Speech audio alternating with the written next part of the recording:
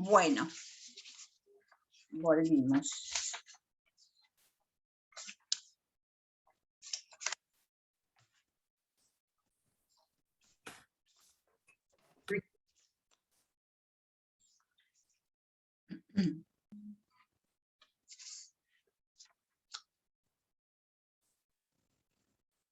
Bien, ¿estamos listas?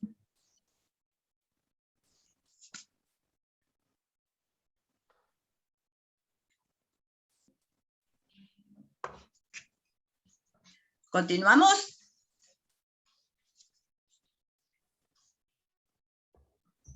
Sí, profe, por mí sí. Creo que faltan igual entrar algunos, éramos bueno, 25. vamos empezando. ¿Quiénes pudieron ver algo de Perla Selmanovich, del videíto, y que haya notado algo que les pareció significativo? Si no, lo vamos como repasando antes de entrar puntualmente al caso.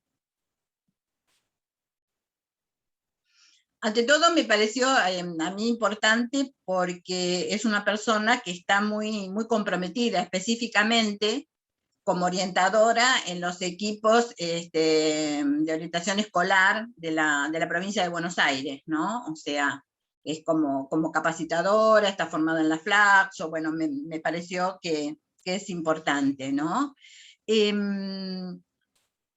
Y una de las cosas que dice de entrada, nada no más, es hablar de puntos ciegos, o sea, intervenir, ¿no?, frente a la cuestión cuando no se puede develar, cuando hay puntos ciegos, ¿no?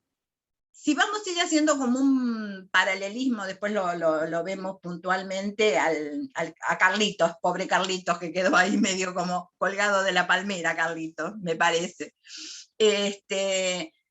Me parece que el equipo, ¿no?, en general, no terminó de ver los puntos ciegos. No sé qué opinan ustedes, ¿no? Yo me quedé con ganas de más, ¿no? De otro nivel de lectura, ¿no? Creo que había muchísimos más elementos para aportar.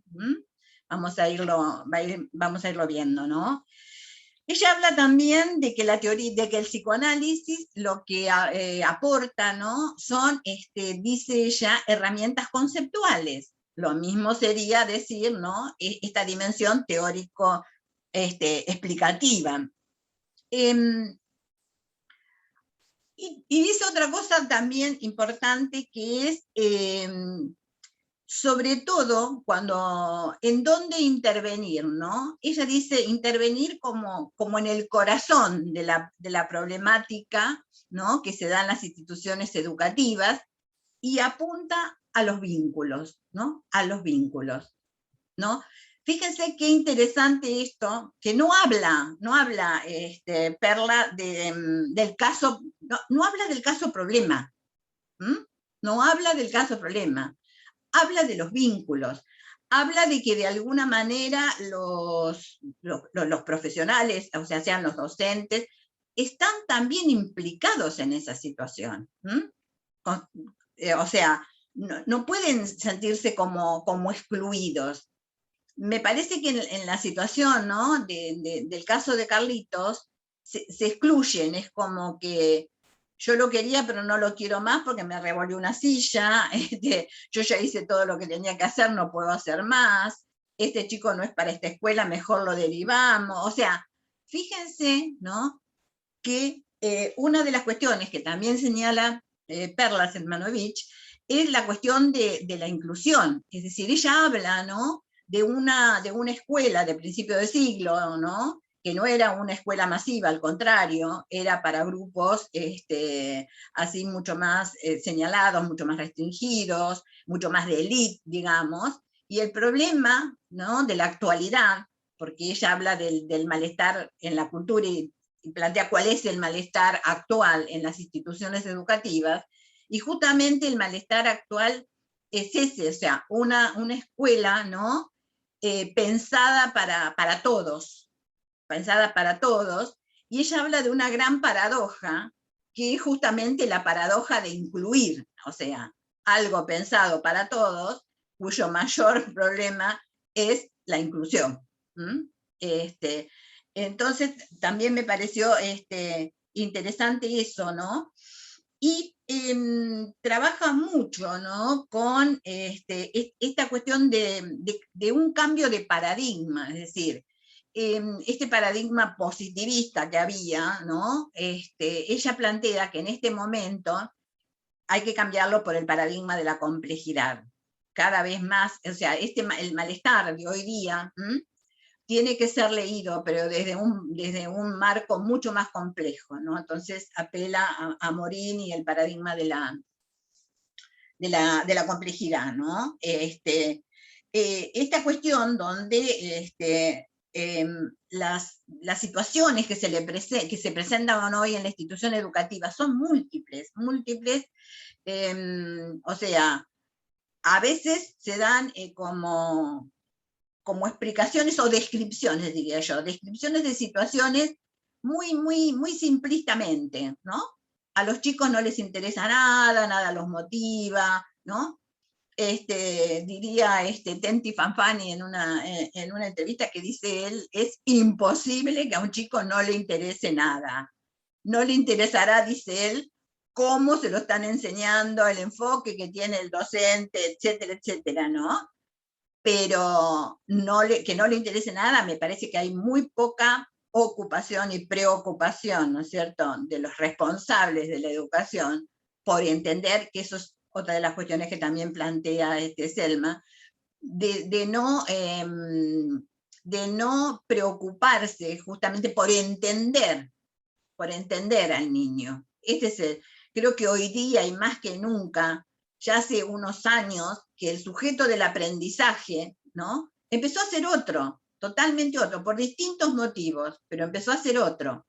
Empezó a ser otro por estar atravesado, digamos, por la tecnología, porque el docente, ¿no?, en muchos casos no es el foco del saber, el representante del saber y el poder, el docente acostumbrado a construir el poder a través del saber, ¿no?, como si los alumnos no tuvieran su propio saber, digamos, y hoy día, como yo suelo decirlo, yo puedo mandarme una macana, decir cualquier situación que se me ocurra desde un lugar, pero ustedes ahí mismo googlean la situación e inmediatamente contrastan, ¿no?, lo que digo con lo que debería haber dicho o lo que es la realidad concreta, ¿no? Aparte vivimos haciendo eso con nuestros celulares constantemente, entonces, digamos, la situación es absolutamente distinta, ¿no? Y no reconocer este nuevo paradigma es ejercer, o sea, poner más elementos a este malestar, ¿no? Entonces hay un malestar del docente que no sabe qué hacer porque no comprende la situación, y hay un malestar, ¿no?, por los alumnos que se sienten no incluidos, ¿no?, en ese contexto educativo. Me parece que hay un montón de elementos que yo fui señalando. Ella habla en términos de fugas, de fallas, es decir, cosas que no se pueden entender, no se pueden abordar adecuadamente. Me parece que en el caso, y ahora lo vamos a ver puntualmente, hay un montón de fugas y de fallas, ¿no? Constantemente. Profe, sí. Me surgió una duda. Usted habló de que hay que tener en cuenta la dinámica, el impacto que tiene la presencia del docente, ¿no?, que se incluyan. Sí. Y me preguntaba también si, como pasa en la clínica, en la institución educativa, el psicólogo, ¿no?, nosotros, tenemos en cuenta también cómo impacta nuestra presencia, si la incluimos. Debería ser incluida, ¿no? Fíjate que cuando veamos la clase que viene, el modelo sistémico, o sea, toda la reelaboración por un modelo sistémico para poder ser actuado en las instituciones educativas, surge justamente de eso, de la dificultad que había en la inclusión, ¿no?, del psicólogo en la institución educativa como tal. Es decir, en qué lugar, esta cosa de la transferencia, en qué lugar los docentes lo ubicaban. Y esta experiencia, la de Mara Selvini con el modelo sistémico, se hace alrededor de la década del 70, 70 y algo, ¿no? Y el fracaso, venían, digamos, en Europa, sobre todo esta experiencia es en Milán, en Italia, la experiencia, la derrota venía siendo de profesionales, ¿no? Que del área de la clínica trabajaban en instituciones educativas y hacían esto que estamos hablando de no hacer, que es la extrapolación, o sea, querían, ¿no? Entonces, interpretaban, ¿no? Hacían señalamientos, etcétera, en un contexto absolutamente inadecuado. Entonces se vivía como una cosa de agresión, ¿no? Por eso que el libro que escribe Mara Selvini con la investigación, que es la investigación del ajuste, digamos, que hace, pero del modelo sistémico a las instituciones educativas, se llama El mago sin magia. ¿Por qué? Porque de alguna manera el psicólogo se ubicaba como alguien desde un lugar superior de saber, ¿no? Vanagloriándose del dominio, ¿no? De la teoría psicoanalítica y sus constructos, para frente a determinadas demandas, hacer señalamientos absolutamente teóricos explicativos. Y no fuera de contexto. Claro, totalmente. Entonces, entendiendo claro, al individuo solo. La gente se quedaba problema aislado. Con su problema, pero mirando al psicólogo y diciendo, qué bárbaro, cuánto que sabe, ¿no? Entonces, sobre todos los problemas, ¿no? Había todo un despliegue conceptual, digamos, desde la teoría, que dejaba a todos boquiabiertos, pero con las cosas sin solucionar, ¿no? Es decir, qué sé yo, no, porque este chico tiene un eripo cruzado con el otro, no sirve. Eso guardalo. Es decir, como la pantalla proyectiva, guardala, pero genera una intervención adecuada para la situación, para el contexto, ¿no? Y de eso se trata, es decir, la mala prensa, digamos, que durante un tiempo tuvimos, digamos, los psicólogos en el contexto educativo, tiene que ver con eso, es decir, con la poca rigor científico, de alguna manera, de investigar ese modelo en ese contexto, ¿no? Van a ver que después cuando veamos algunas cosas más epistemológicas que nos plantea César Coll, que es cómo se construye la psicología educacional en base, ¿no? A los aportes de las distintas teorías psicológicas, pero de la práctica educativa. Entonces sí, hablamos de una teoría educativa desde un modelo constructivista, desde un modelo psicodinámico, desde un modelo X, pero ajustado, ¿no? A esas características, ¿no? Diferentes que debe abordar. Sí. Me quedé pensando en lo que dijiste hace un ratito. Yo me acuerdo de ver una entrevista de la psicoanalista Silvia Blechman de este siglo. Sí, y ella decía lo que vos decís, esto de que la educación ya en este momento dejó de ser una transmisión de conocimiento. Exacto. Porque tenemos la tecnología, apretamos el botoncito y ya encontramos.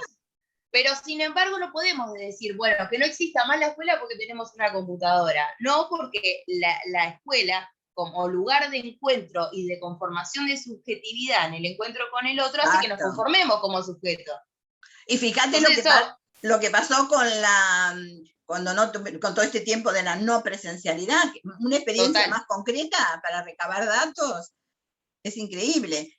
¿Y qué es lo bueno, vos vas caminando, porque vivo en un pueblo muy cerquita, igual acá de Mar del Plata, Otamendi, y me pasa de salir a caminar y ver a adolescentes y chicos tristes, que no te miran a los ojos.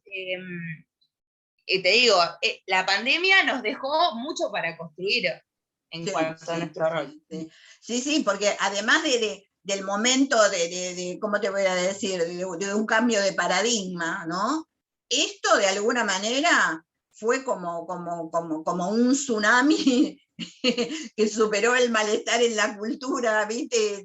Y todo, ¿no? Es decir, que tenemos otros chicos distintos, o sea, yo que estoy con las residencias, no sabés, o sea, a mí me tocó desde el día cero, residentes que estaban en las instituciones, cuando se decreta esto, el pasaje a la virtualidad, bueno, todo el proceso voy viviendo, ¿no? y constantemente hay que hacer ajustes, constantemente hay que hacer ajustes. ¿Cuáles son los emergentes? Los emergentes son otros, ¿no? O sea, tenés los mismos, pero de alguna manera, esto que vos decís, adolescentes que no perdieron su viaje, su esto, su el otro, ¿no? ¿Qué pasa con la construcción de la subjetividad? ¿Qué pasa con las emociones? ¿Qué pasa con los deseos? ¿Qué pasa? Todo se trastocó. Con los ritos de iniciación, es decir, la terminación de la fiesta, de el viaje, de esta cosa tan antropológica y tan primitiva, si quieren, ¿no? Del impacto que tenían los ritos de iniciación, cómo quedaron absolutamente trastocados. Y esos sujetos, con esos padecimientos, son los sujetos de los cuales tenemos que hablar, con los cuales nos vamos a enfrentar, con los cuales se van a enfrentar. Entonces tenemos que entenderlo. No como dice Selmanovich, Perla, no desde lo que deseamos para nosotros, que sea ese alumno, o ese sujeto del aprendizaje, sino lo que realmente es, lo que realmente le pasa, cuál es su verdadero contexto, ¿no? Cuáles son sus sufrimientos, ¿no? Sus cuestiones así de desesperanza, o sea, todo eso, o sea, más que nunca estamos trabajando con todo lo que es la intervención en las emociones. O sea, si bien se estaba imponiendo, ¿no?, la teoría esta de las emociones, hoy día es una necesidad, es decir, trabajar reconociendo las emociones para sacarlas afuera, para hablar de ellas, para todo eso. Entonces, me parece que de eso se trata, ¿no? De que podamos de alguna manera ser muy, muy, muy reflexivos. Es decir, uno hablaba teóricamente de John y el profesional reflexivo, pero creo que un desafío tan grande a la reflexión como en este momento de tanta pérdida del equilibrio, de tanta incertidumbre, de tanta novedad entrando a un sistema, ¿no?, que se retroalimenta con una velocidad que no permite procesamientos, ¿no?, con el tiempo que hubiera sido necesario. Todo es ya cambiemos. Ahora estamos cambiando para nosotros, en la universidad, en la facultad, para la hibridación, ¿no? Aparte la cantidad si nos ponemos a pensar de conceptos nuevos, ¿no?, que empezaron a surgir, en la relación entre el sujeto y el aprendizaje, ¿no?, en los distintos contextos, por ejemplo, ¿no? Bueno, me fui como suelo hacer. Profe, yo tengo una pregunta que por ahí está buena para volver un poco. Vale, me alegro que me traigan. Desde este modelo, o sea, del modelo psicodinámico, ¿qué tipo de intervenciones se hacen en el ámbito educativo? O sea, ¿cómo se interviene? Porque sí, interpretamos y con la interpretación la guardamos, y pensamos una intervención, ¿y cómo son esas intervenciones desde este modelo? Bien, yo te puedo contar, digamos, cuál ha sido mi experiencia, ¿no? Depende yo soy de las que no digo no a ningún modelo. Me parece que la multideterminación de los emergentes, querer cortar, ¿no?, la posibilidad sin incorporar el modelo adecuado o el más adecuado, simplemente por un posicionamiento de uno, epistemológico, ideológico, como le quiera llamar, no está bueno. No está bueno. Así que yo había hecho formación psicodramática también, entonces siempre me gustaba mucho así ese tipo de intervenciones, ¿no? Había hecho psicodrama psicoanalítico también, que me ayudó también mucho, porque yo trabajaba en gabinetes, en escuelas, tuve muchísimos años, así que desde ahí, ¿no?, todo lo que era, o sea, el juego de roles, o sea, con trabajo. A mí me tocaron momentos de grandes crisis, ¿no? O sea, el comienzo de la ley federal, bendita, que después se derogó después de muchos años y sin muchos éxitos, la llegada del constructivismo a educación, o sea, cuando veníamos así de una cosa más positivista, bla, bla, bla, y todo eso implicó crisis, ¿no?, para adaptar, ¿no es cierto?, que fuera aceptado por los docentes. Fue todo un trabajo. Y desde ahí yo trabajé mucho desde lo psicoanalítico. O sea, para mí, los 3 modelos, depende de lo que uno pretenda hacer, son importantes. Por ejemplo, puedo contar una historia, me parece que Carlitos va a quedar, Carlitos, bueno, no importa, volvemos a entrar. En un momento, la escuela donde yo estaba, yo tuve muchos años, 13 años, estuve en la escuela, entre otras, antes, en la escuela 57. Y hubo un tornado en un momento que se llevó parte de la escuela, los techos, bueno, eso implicó, ¿no? O sea, un espacio que es conservador, que la homeostasis, ¿vieron todo eso, no? Que hablamos, de buenas a primeras, volaron los cuadros, Belgrano se cayó de donde estaba, San Martín, quedamos todos, aulas sin techo, imagínense el panorama. Un tornado que pasó justo por esa zona. Bien. Y bueno, hubo que reorganizarse, o sea, no había espacios, así que en cada aula, fue una experiencia interesante para analizar, en cada aula había 2 docentes, por ejemplo, 2 primeros en una aula, 2 segundos. ¿Qué pasó ahí? Entre otras cosas, les voy a contar algunas. Se perdió la autoridad, esta cosa de la autoridad, ¿no? Porque en realidad sigue habiendo una cosa así, diría Lacan, del amo, como dicen estos autores, ¿no? Que imperaban. Entonces nada, no había uno, ¿no? Entonces eso generó rispideces, conflictos entre los docentes, que de alguna manera aparentemente era otra cuestión, pero que analizado tenía que ver con eso. Bueno, entonces empecé a trabajar con técnicas, con distintas técnicas, porque empezó a haber problemas con los alumnos, problemas con la autoridad, distintos problemas, ¿no? Después mucho enojo. Entonces, desde trabajar cuestiones donde pudieran hacer collage, me acuerdo uno que era el collage, cómo entraban los docentes a la escuela, los docentes, ¿no? Porque había mucho sufrimiento, mucho dolor psíquico, mucha cosa de malestar. Entonces, me acuerdo que un día dijo que ella salía de la casa y salía toda peinadita, toda pintadita, y un día tenía un espejo ahí a la entrada, cuando volvía de la escuela, se mira, y dice, una cachabacha, o algo así, el concepto, digamos, que utiliza, es decir, cómo la institución las deterioraba, ¿no?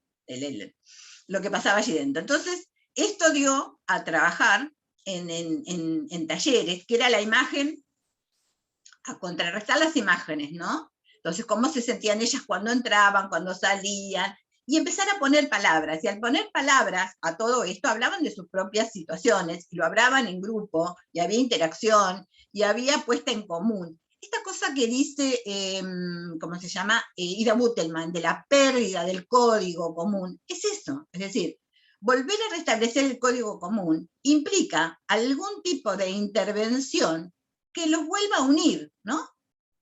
Entonces, todo el mundo hablaba, ya no desde un enfrentamiento, sino desde cosas comunes, cómo se veían, ¿no? Cuál era la mirada que tenían cuando llegaban después de las 4 horas en la escuela, cuando salían, y eso dio a charlar mucho más, cuáles eran las cosas que les impactaban, cómo vivían cada situación, algunas que hacían otra cosa que también podía ser una ayuda, ¿no? Para tomar conciencia de sus propias vidas, es decir, cómo trabajar siempre en función, ¿no es cierto?, de los roles reales y, ¿no?, de las necesidades de la institución. Otra vez trabajé también con máscaras, que era la máscara del docente, o sea, cada uno tenía que construir máscaras, y en esta cuestión de las máscaras, siempre hay una parte que es la que se ve, la que va a quedar linda, terminadita, y la parte de atrás de la máscara, donde va quedando todo lo que sobra, todo lo que se oculta, todo lo que... Entonces, bueno, trabajamos con máscaras, ¿no? Entonces, había un docente, ¿no? Son importantísimas estas técnicas, si uno busca el correo, había un docente que siempre tenía los labios pintados bien rojos, ¿vieron? Y siempre estaba preocupada, en su guardapolvo, en el bolsillito, tenía el lápiz de labio, ¿no? Entonces, cuando iba a entrar, o sea, salían al recreo, que yo, cuando volvía a entrar al aula, remarcaba fuertemente los labios, ¿no? Que eso uno lo había visto, lo había observado, digamos. Cuando hace la máscara de ella, cada una representaba su propia máscara, ¿no? De docente. Y claro, los labios, ¿no?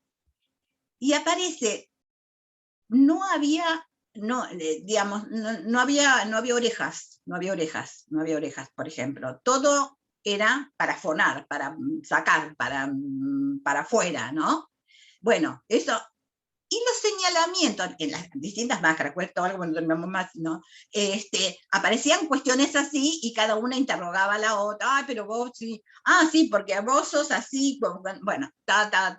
Eso moviliza un montón de cosas y genera una cuestión de códigos comunes y después hasta de risas, porque cuando se encuentran hay algo de eso construido común que le da la situación del otro no como un enemigo, ¿no? Sino como alguien con el cual se construyó esa intersubjetividad, podríamos decir, que es muy válida, ¿no? A veces yo hacía técnicas donde participaban también secretarias y otros personajes, y me acuerdo que trabajando sobre estas cuestiones de los códigos comunes y todo eso, trabajé con sombreros para pensar, de Bono, ¿no?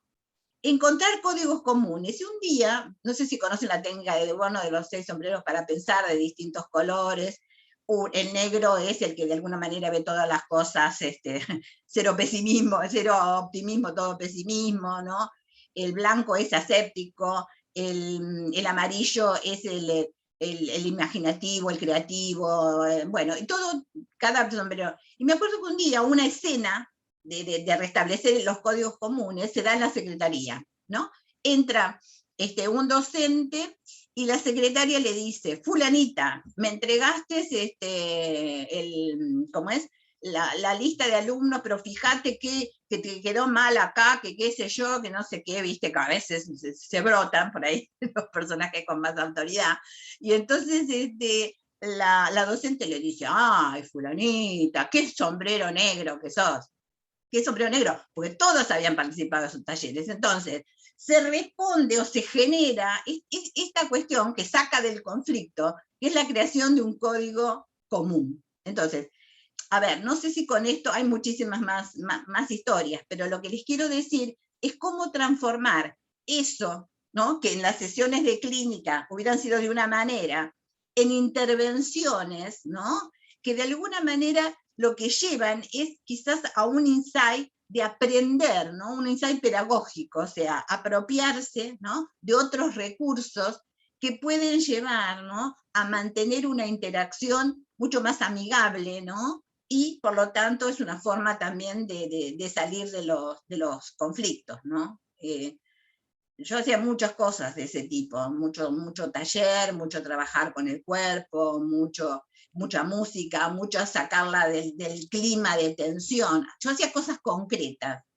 Por ejemplo, en un momento había muchos docentes con disfonías, ¿no? Entonces armamos talleres con la fonoaudióloga, tuve el lujo de trabajar con la directora de CEFA, ¿no? De esta escuela específica, y armamos, ¿no? Entre las dos, entonces se trabajaba con relajación, se trabajaba con un momento de compartir, o sea, y volvían a su lugar, porque trabajamos en la escuela con otras, cubriendo sus espacios de otras maneras, y volvían distendidas, distintas, con ganas de hacer eso con los alumnos. Entonces, una de las cosas que siempre yo hice, incluso cuando el constructivismo, que había que trabajar toda una serie de cuestiones que era el aprendizaje significativo, con que el aprendizaje se construía, bueno, todos los constructos de ese modelo, los trabajé con ellas primero, para que comparando, ¿no? ¿Qué les hubiera pasado si lo hacíamos así o de otra manera, ¿no? Trabajando concretamente para provocar un insight pedagógico.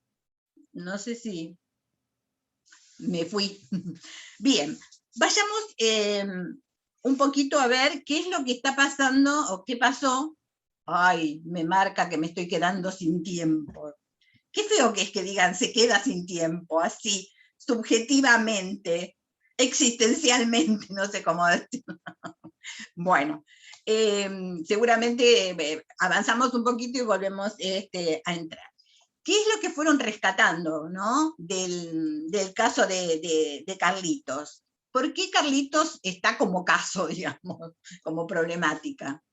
¿Qué lograron leer? ¿Quién era Carlitos? ¿Qué saben de Carlitos? ¿De la escuela de Carlitos?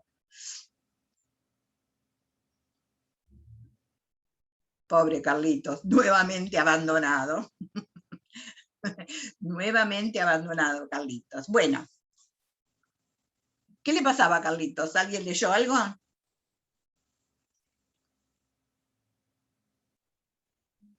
Carlitos era un chiquito que estaba en una escuela primaria, ¿sí? Que ya, digamos, cuando este chico pasa, ¿no?, a ser un problema, estaba repitiendo, repetía el primer grado, ¿verdad? Sí, repetía el primer grado. Bien. ¿Qué les pasaba a los docentes con Carlitos?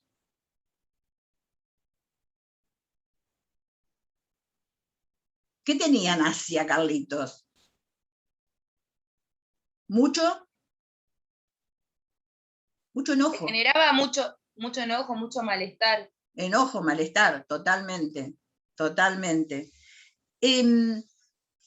¿Habían hecho cosas hasta ese momento que antes de intervenir el equipo?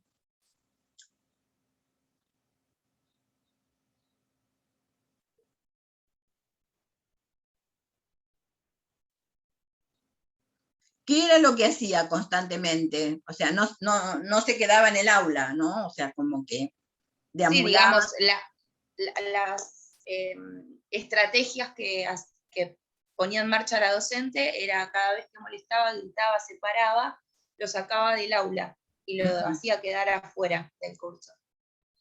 O sea, como para incluirlo, digamos.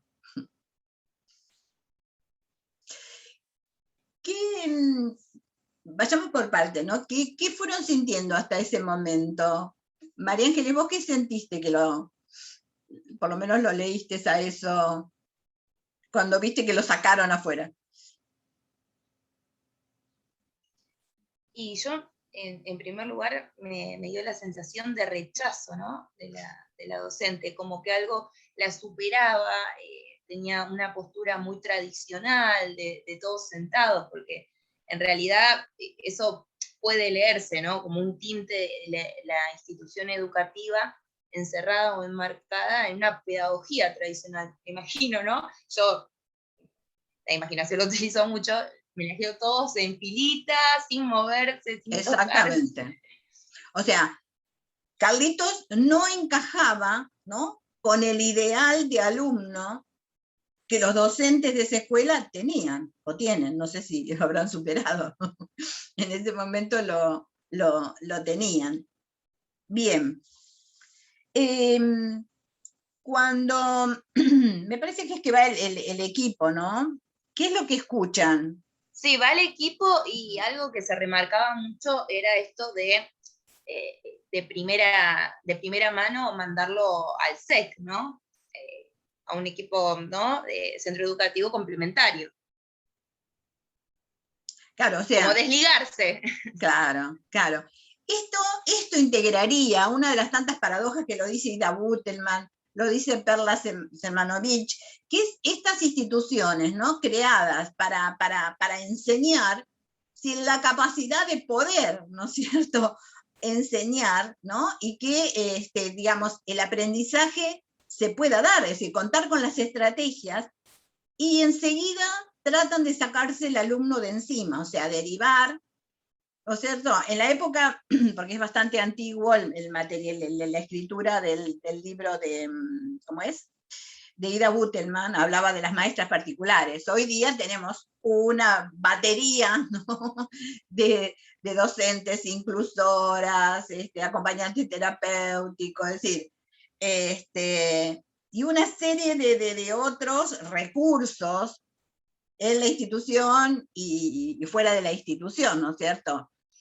También se habla de una escuela de recuperación, que es donde finalmente terminan, digamos, mandándolo, etcétera, ¿no?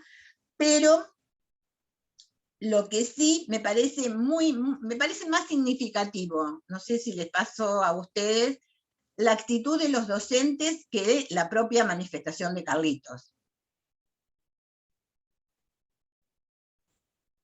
Me parece que, y si vamos, digamos, analizando, ¿no? ¿Qué le pasó? Los docentes mismos no estuvieron contenidos en ningún momento, o sea, porque no debe ser tampoco fácil superar, ¿no?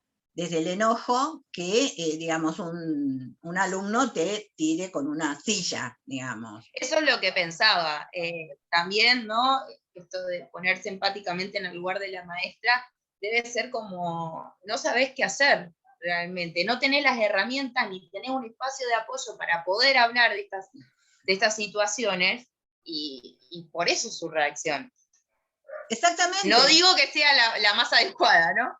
Pero entendiendo el contexto y el año también de la lectura, ¿no?